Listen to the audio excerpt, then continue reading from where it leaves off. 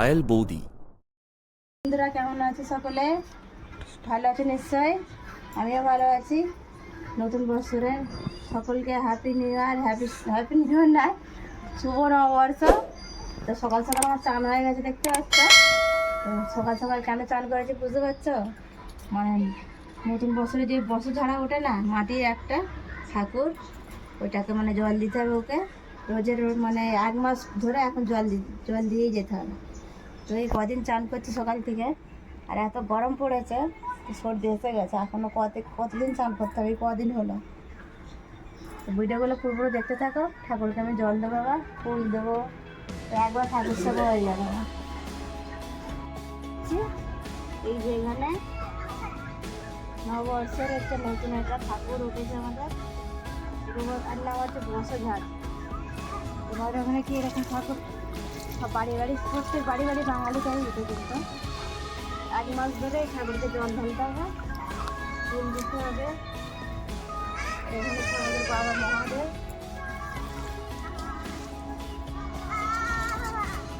ঠাকুরকে ফুল দিয়ে সাজিয়ে দেওয়া। ফুল দিয়ে কত সুন্দর রূপটা খেলা ঠাকুরের। এই হচ্ছে মা তুলসী হচ্ছে সাদা ফুল দিতে হয়, সাদা ফুলটা নেই।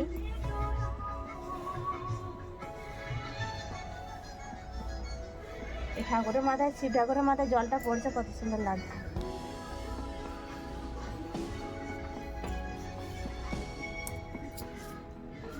আর এই গাছগুলো হচ্ছে ধুতরো ফুল, মানে শিব পুজোর সময় ফলটা পড়ে, ফলটা ফেটে গিয়ে দানা হয়ে গাছ হয়ে গেছে। পুজো পুজো করে দেখা হচ্ছে, ভিডিওগুলো দেখতে থাকো, কেউ কেটে যাবে না কিন্তু।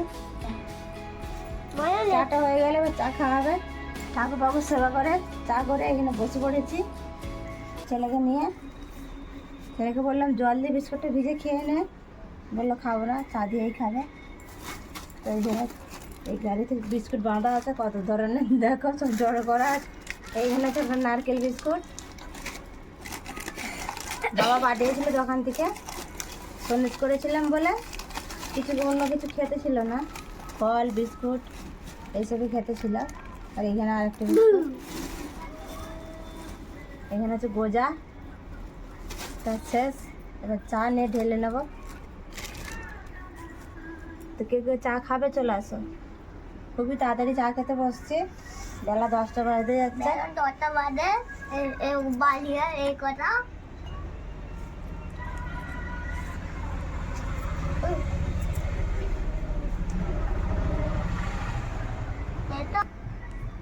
এটা ছেলের চা, ছেলেকে অল্প করেই দেবো। তোমাদের কি সকলে চা খাওয়া হয়ে গেছে? তো রাত্রিরে তো ঘুম ভালো হচ্ছে না, আর এত প্রচণ্ড গরম পড়েছে, তো গাটা খুবই ম্যানেজ করছে, ওই জন্য বেলা করে ঘুম থেকে উঠেছি। তাও কেউ ফোন করেছিল, ফোন করতে ফোনের রিংটোনটা শুনে তারপর উঠে পড়েছি দিব্যি করে, দেখি না 8টা বাজে।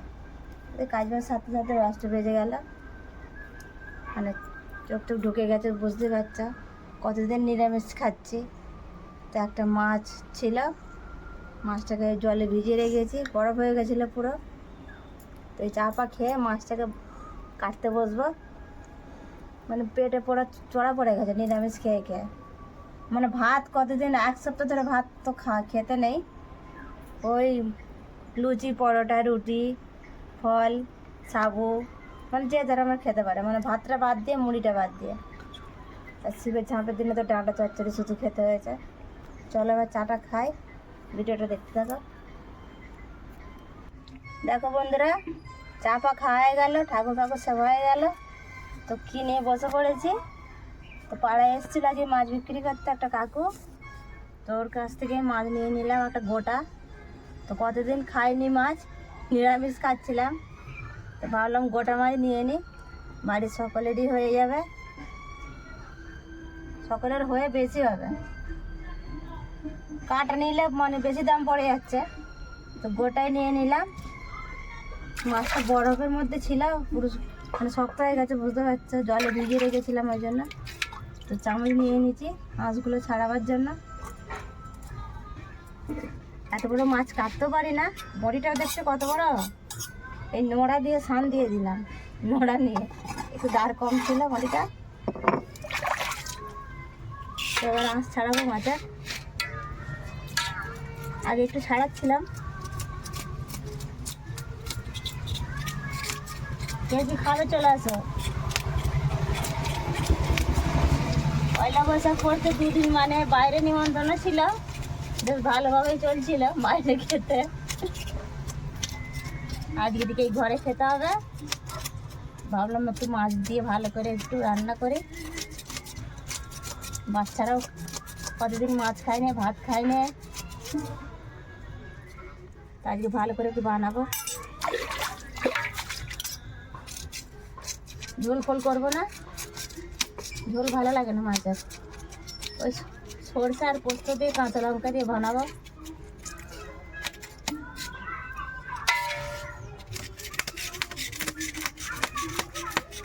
পাই মাছটা লাল হয়ে গেছে দেখতে পাচ্ছ।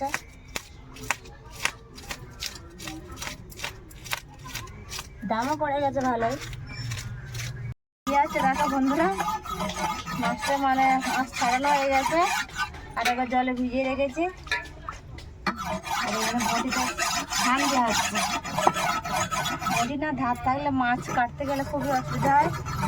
দিয়ে ভালো করে সান দিয়ে দিচ্ছি। কেউ কি বটি সান দিতে চাও তাহলে আমার কাছে চলে আসবে এখানে।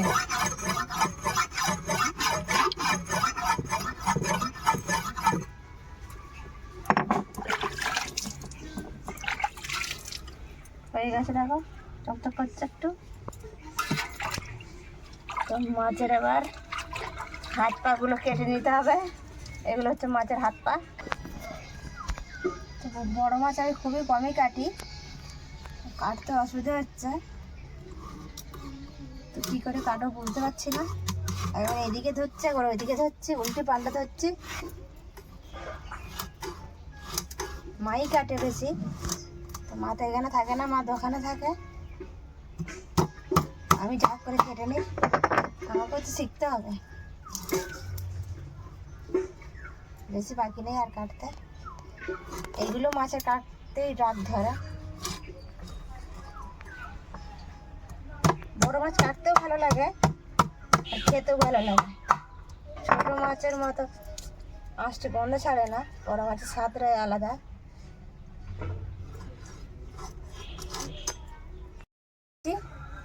আগে মুন্ডুটা কাটতে হবে, মুড়োটা।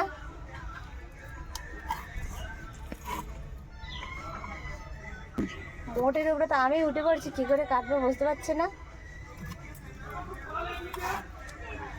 হাত পাত কেটে যাওয়ার ভয় লাগছে, তো কী করে কাটবো।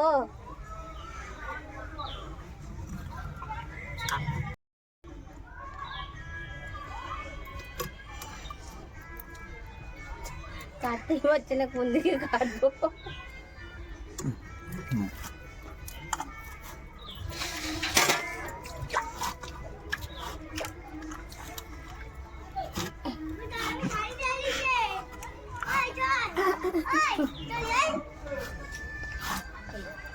খুবই শক্ত, মুন্ডের অতটা ধার নেই। দেখতে বড় হলে কি হয়, মুন্ডের অত ধার নেই।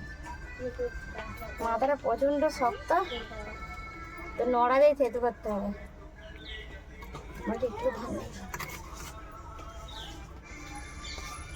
কাটা হয়ে যাচ্ছে দেখো, কষ্ট কষ্ট করে মুড়োটা কাটা হয়েছে।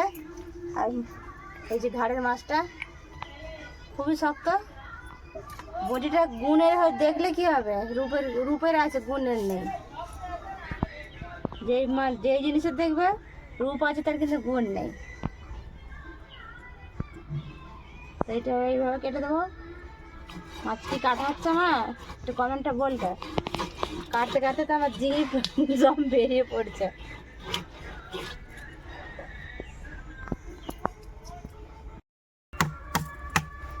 মাছ কাটা হয়ে গেল, এবার মুড়োটা কেটে নিচ্ছি। দেখো কাটা হয়ে গেল, পুরো মাছ কেটে রেডি। আর পোঁটাটা হচ্ছে তেল পোঁটা হয়েছে, কত সুন্দর পোঁটা। মাছটা খুবই ভালো খেতে হবে। মানে পিঁপড়ে আছে, পিঁপড়ে ফেলতে হবে। মাছের সাইজগুলো কত সুন্দর হয়েছে দেখো। এগুলো দাগার চাকা। আর এই যে পেটিগুলো কত বড় বড়, কত সুন্দর হয়েছে। তো ভিডিওটা পুরো দেখতে থাকো, তো কেটে যাবে না। মাছ কেটে ধোয়া হয়ে গেল আমার, দেখো কত সুন্দর করে ধুয়ে নিয়েছি। এই দাগাগুলো কত সুন্দর লাগছে। সব একদিনে খাবো না, একটা করে এখন নিয়ে নেবো, রেখে দেবো, বাদ বাকি একটু পরে খাবো। আর ভিডিওটা যদি ভালো লাগে অবশ্যই লাইক কমেন্ট শেয়ার করবে, আর এইভাবে আমার পাশে থাকবে। আরও মজার ভিডিও আসতে চলেছে। আজকের মতো টাটা, বাই বাই। সকলে ভালো থাকো, আর ভালো সকলকে রাখবে, সকলকে এটাই কামনা।